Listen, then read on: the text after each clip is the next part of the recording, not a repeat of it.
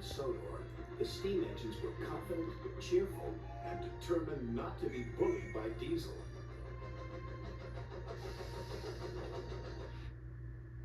Only James, who now felt really useful too, was complaining. Wobbly wheels.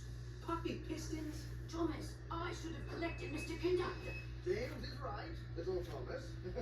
Collecting Mr. Conductor is an important job. Important is big. James is a big engine. You, Thomas, are small. Small, small, small, teeny, weeny, weeny. And I'm a big blue engine who knows everything. Bossy sprockets.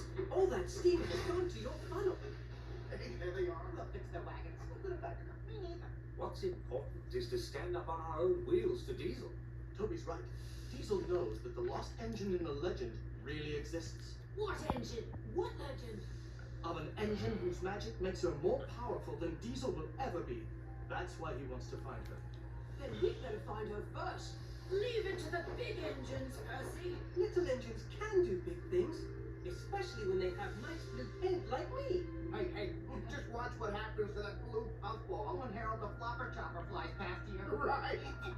Routine flyby, chaps. Hello.